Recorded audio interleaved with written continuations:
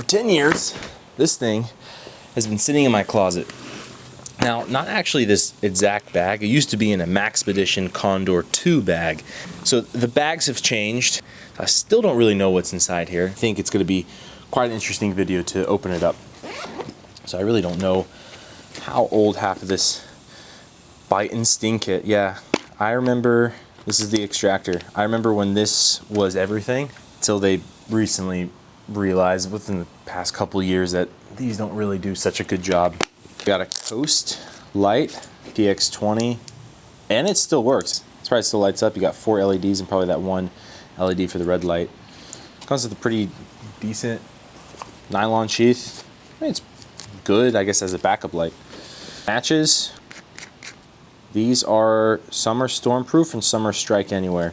Is a Energizer headlamp. Oh, it doesn't even seem like there's batteries in here because the batteries are in here. It's squishy too. Like completely leaked out. These are always good to have. Just kind of a keychain style Phillips and flathead, and a bungee cord. I guess you never know what a bungee cord might be useful for. It's kind of weird to put in a front pouch. Front bottom.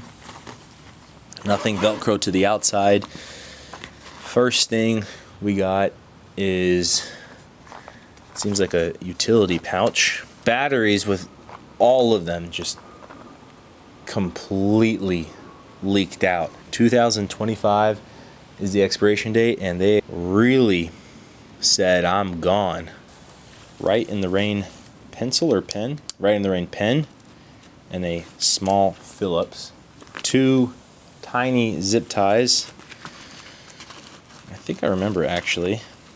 This is what I was excited about. Yes, this is what I was excited about because I vaguely remember this was in the pack. This is a Leatherman Juice XE6. Sadly, they do not make these small Leathermans anymore. I don't know why, because I think these were super popular. Diamond sharpeners, fine and coarse. Definitely worth keeping. Well, these are super fun. This is a little pro knot kit. Kind of just really important knots and a step-by-step guide on how to tie them. I think these are super useful. And then we have a Right in the Rain notepad. But down here we have another, we got a 10. This looks like a fire 10. We got wet fire starter, random band-aid, X-Acto blade, tiny flashlight. Okay, it's also a fishing kit. Fishing kit slash fire kit. No, this is just a maintenance kit. This is not even a fire kit.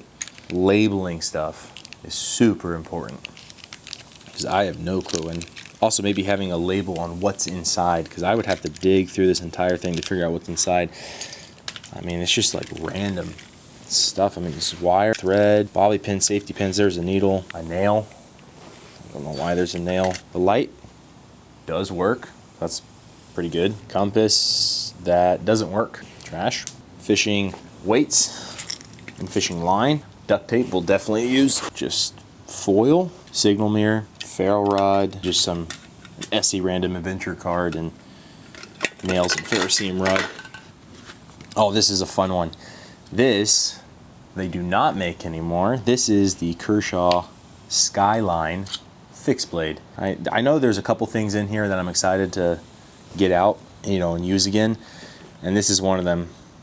I was a big fan of the Kershaw Skylines, the folders. They discontinued those. I don't know why. I really like them. I'm Team Skyline, but then when they came out the fixed blade, I was all over it. This one's in S30V. Very nice. Feels good in the hand, especially now with the trend of EDC fixed blades. I think they should definitely bring this back. Okay, so attached here is like a microfiber cloth, an emergency poncho, cordage, paracord. That's good to have. Emergency space blanket, and a bag of some sort. Just seems like a waterproof, and this may be like a liter, like a water pack. That's good.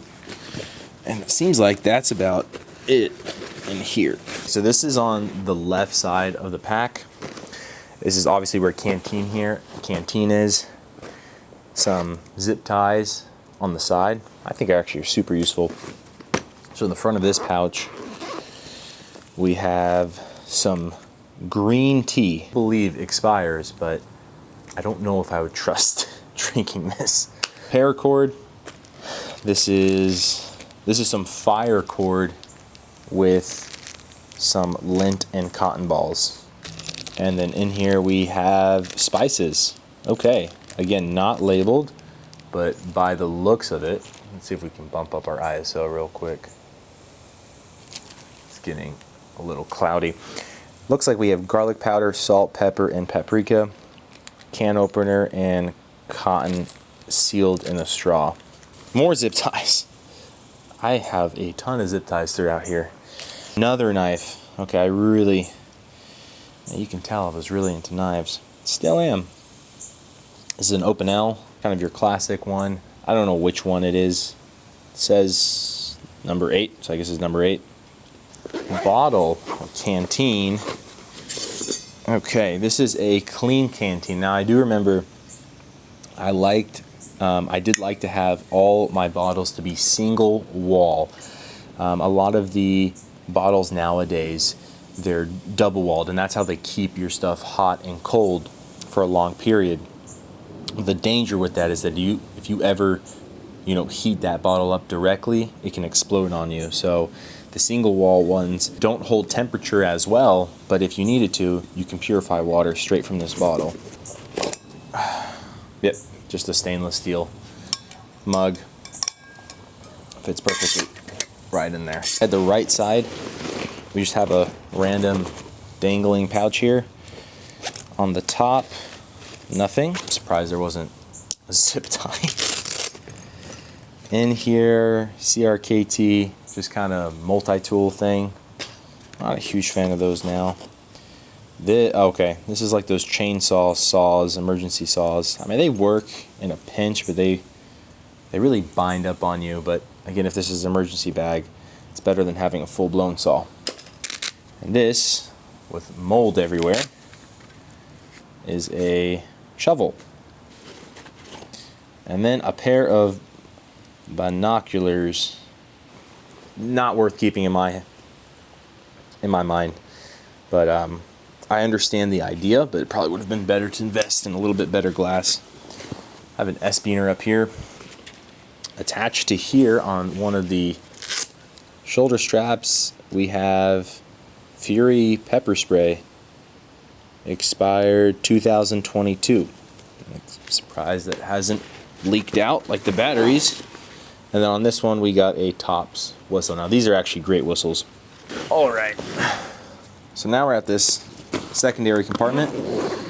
What I did like about that pack is that it zips all the way down, so you can really lay this thing out and see what you have, which seems like we have quite a bit. This is just a seal-proof pack. This looks like a fire kit. Okay, whoa. We do have a fire kit. We got a bunch of tissues in here, magnesium block, a lighter, that does work, fire starters. Oh, we got some actual char cloth. That's really good to have.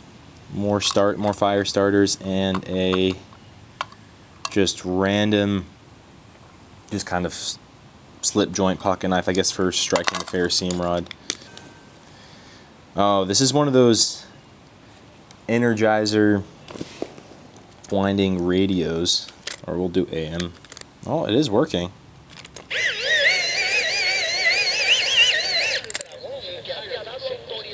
Okay, well, there you go. So it still works. I probably have to wind it a lot just to get a good charge, or maybe just keep winding it to charge. And the light still works. This is a solar powered charger. Obviously haven't used it because this is prior to first time use. Obviously did not use it, or if I did it wrong.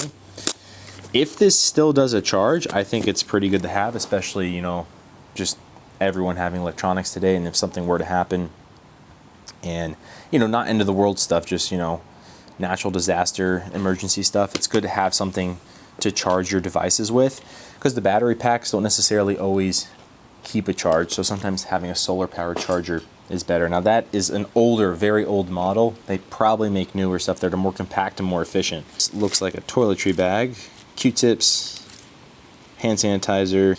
This is compressed toilet paper. This is going to keep for sure. Nail clippers and tweezers and a bobby pin. Another off-brand light. This one doesn't work. This has the batteries in there and they're done. It's pretty smart to keep the batteries in a separate, container like I did, because they'll definitely lose charge and leak faster when they're inside the device. But like I've shown before, even if they're in a container, they're still susceptible to leaking. Trash bags, just a piece of cloth. The inside of this is actually really nice. Interior, very nice. This, I believe, is a rain jacket. Kind of folds in on itself. Yep. Oh, it doesn't fold in on itself, a separate pouch. That is a rain jacket. That's good to have. Now, we get onto the main compartment. Okay. Oh, wow. Stuff here. This is okay. Food. Okay, at least we won't die. Well, no, we probably still will die. 2022, this expired. And emergency food rations. I think these are like crazy.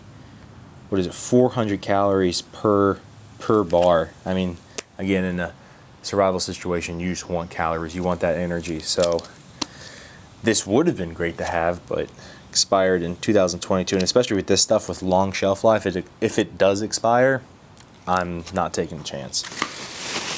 Trash bag. That's good to have. Air crew survival. Some kind of survival booklet. Would like it to be laminated, not paper, but the idea is there. Mechanics gloves, always good to have a good pair of gloves. Shamog, survival pack to get rescued. I'd have a brighter color to get noticed. If it's, a survival bag to, not be seen, then this color is good, depending on your environment. This is actually one of the newest items in here. I do remember just throwing this in on top. This is the Dark Angel Medical completed medical kit. Got quick clot. I don't really want to open all of this, and just a bunch of bandages, probably some medicine too. But this thing I'm definitely going to carry over to a different pack. Medical packs are very personal. They should be catered to your experience and what you know. Don't put something in there that you don't know how to use.